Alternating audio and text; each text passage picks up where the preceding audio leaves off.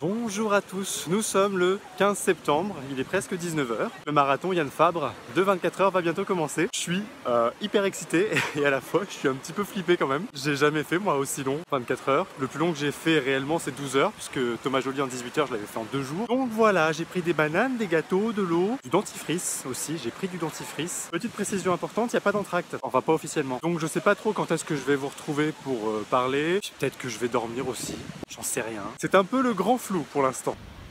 J'ai mon petit bracelet rose et c'est parti.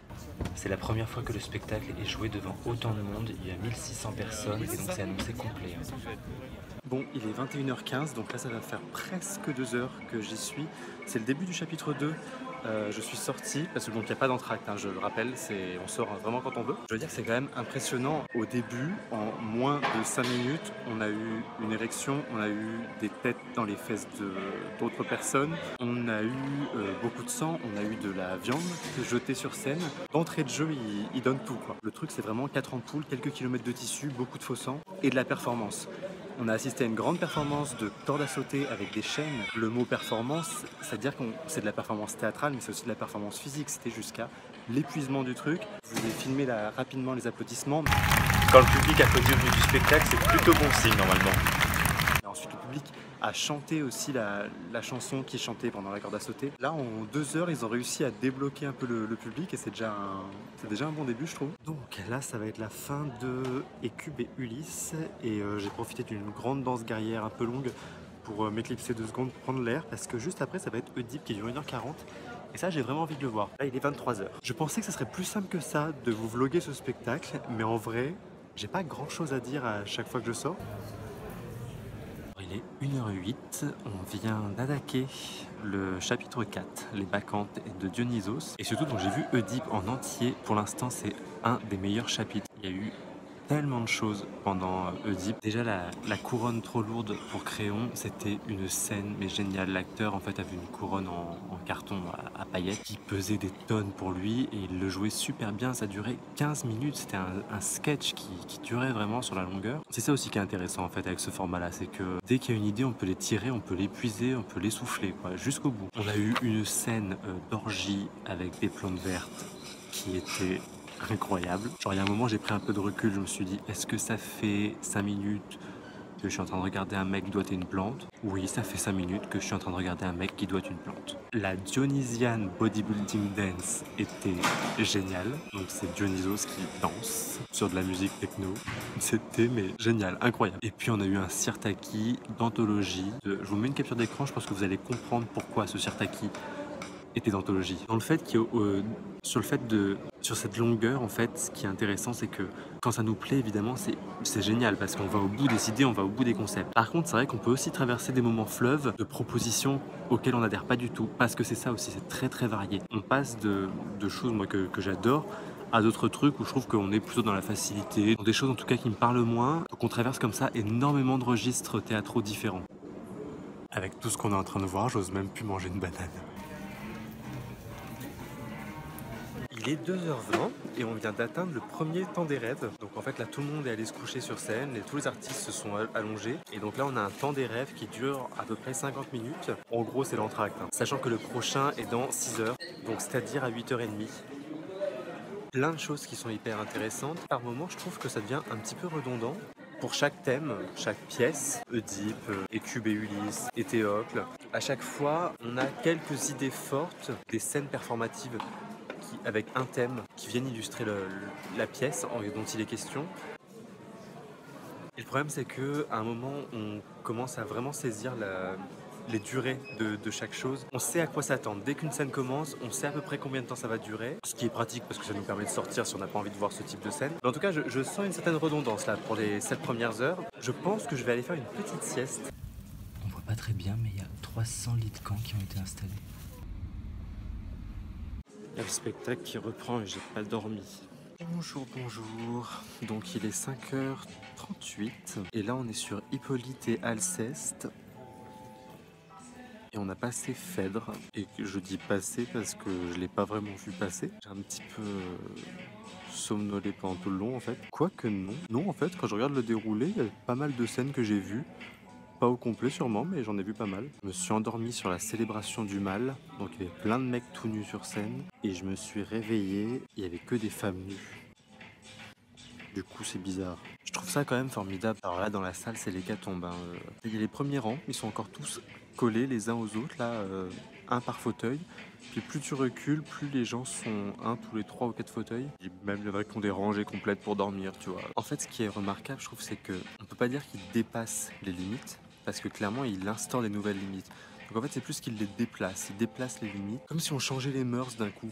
La nudité sur scène, c'est pas nouveau, mais ça devient tellement anodin. Et puis sur la durée, en plus, on s'habitue vraiment à tout ça. D'entrée de jeu, ça avait été très fort avec l'érection du mec, une simulation d'actes sexuels. Donc là, à presque 6 heures du matin, on a fait tout ça, et on en est là à peu près. Il reste tout ça. Donc ça c'est une chanson qui avait déjà été chantée vers 20h30, c'était au chapitre 1. Et là en fait ils la reprennent, sauf que tout à l'heure tout le public chantait avec eux. Et là en fait il n'y a plus personne qui chante parce qu'en fait tout le monde dort.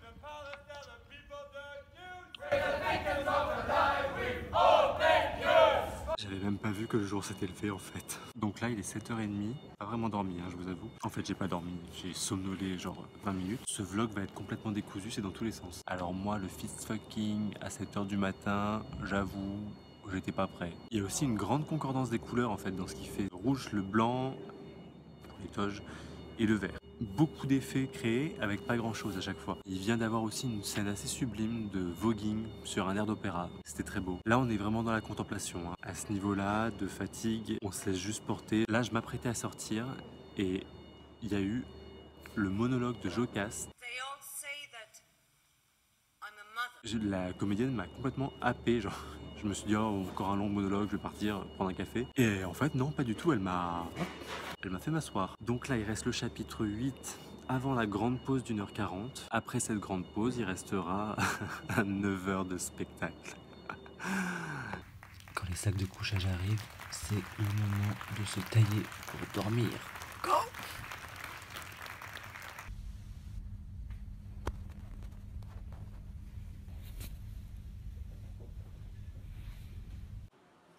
Bon, j'ai dormi une petite heure. Je crois que ça se voit. Juste à temps pour la reprise. Pleine sortie de la sieste, en fait, on m'a dit dépêche-toi.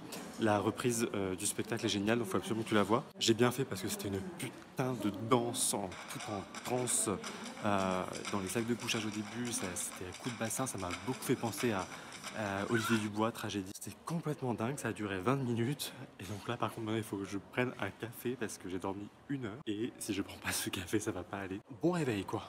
Aussi, il faut que je revienne sur ce que j'ai pas parlé juste avant d'aller me coucher. J'étais tellement pressé d'aller au lit que j'ai oublié de vlogger. On avait un chapitre Dionysos. En fait, Dionysos c'est devenu genre le dieu de la drogue, le dieu des drogues dures, fait maison d'ailleurs. Et c'était du grand n'importe quoi, genre bonne grosse dose de drogue dure avant de dormir, dans un délire complet. Il est 11h20, ça devient de plus en plus dur, je dois avouer, mais aussi parce que je me suis pas du tout accordé de pause en fait. Je suis sorti uniquement pour faire les vlogs, donc j'ai dû m'absenter de la salle une petite demi-heure, plus les pauses sommeil, le temps des rêves. Donc ouais, là en ce moment c'est au reste. Et en fait j'ai trouvé le temps long quand je suis resté 3 quarts d'heure en salle. Et 3 quarts d'heure ça me paraissait très très long. Donc là je pense que j'ai besoin de faire une vraie petite pause, prendre l'air, et puis j'y retournerai ensuite. C'est la dernière pause. Bon, ce qu'il faut dire, c'est que s'il y a des scènes fantastiques, il y a aussi des scènes qui sont vraiment... En fait, par moments, ça fait un petit peu scène de remplissage. Par moments, je trouve ça un petit peu simple. Par exemple, le champ de bataille, ça devient des médecins légistes. Ça va pas plus loin qu'une idée par scène. L'ivresse de Dionysos, par exemple, qui se transforme aussi en drogue dure. Pareil, c'est une idée, elle est exploitée pendant 20 minutes et on va au bout de l'idée. Et en même temps, comme on est conditionné pour les 24 heures, on va pas réfuter la proposition en bloc. On se laisse aussi porter par ce genre de proposition, même si elle nous plaise pas tout le temps. Je sais pas, ça m'entraîne pas dans des grandes réflexions sur le théâtre ou sur la tragédie ou sur même la société actuelle. Le pas à franchir pour comprendre l'idée est tellement simple. Une fois qu'on l'a compris, on l'a compris. Après voilà, ça s'appelle 24 Hours Performance. C'est de la performance. C'est pas une pièce de théâtre, c'est pas, y a pas énormément de dramaturgie sur le spectacle. Quoique la construction de chaque pièce s'apparente vachement à comme un cahier dramaturgique sur lequel on aurait proposé des improvisations, des choses comme ça. Et pardon, je perds mes mots, là, je suis trop fatigué. Ça reste quand même vraiment une grande fête du théâtre. Je sais pas, on est là ça fait 15-16 heures qu'on est ici, j'arrive plus à compter. 18 heures même. What? 18 heures. Et ça va, ça passe.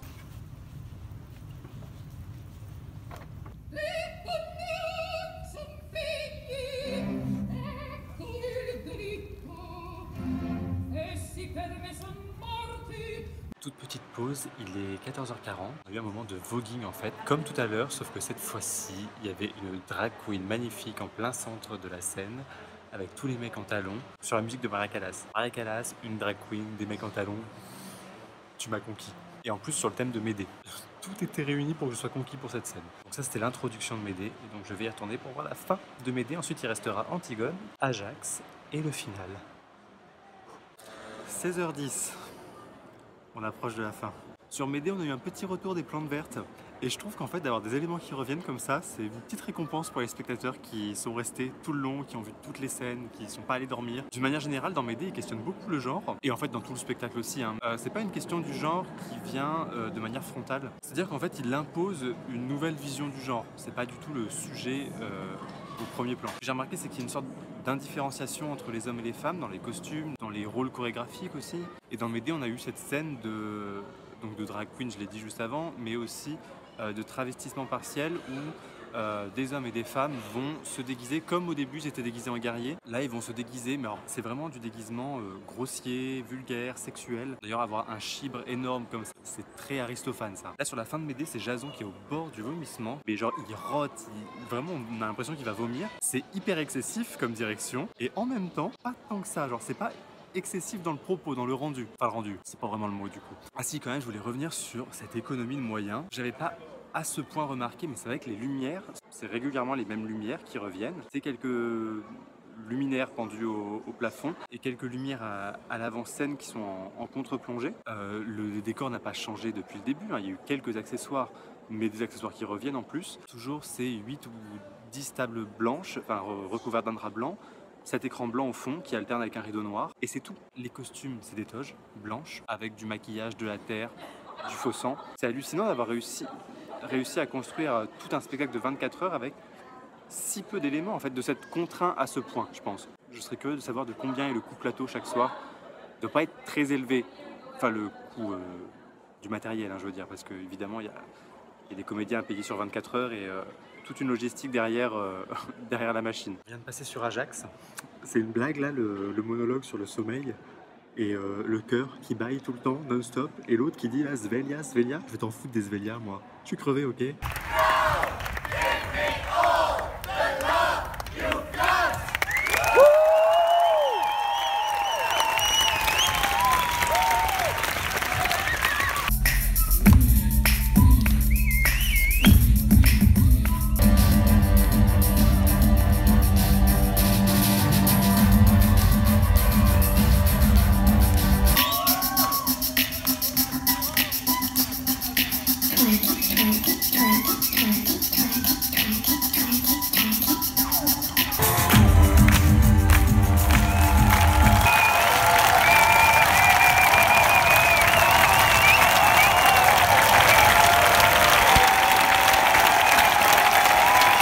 Mont Olympus, c'était ça, c'était une recherche de plaisir intense, par le rire, par l'effort physique, par le sexe, beaucoup par le sexe, par la danse, par la drogue, par la transe, par le rêve, par le dépassement, par la folie, et c'est une putain de tragédie.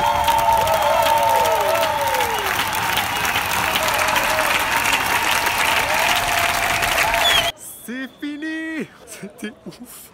Ce final était dingue! Ça n'arrête pas d'applaudir, là je pense qu'il y a encore des gens qui applaudissent tellement c'était surréaliste, c'était...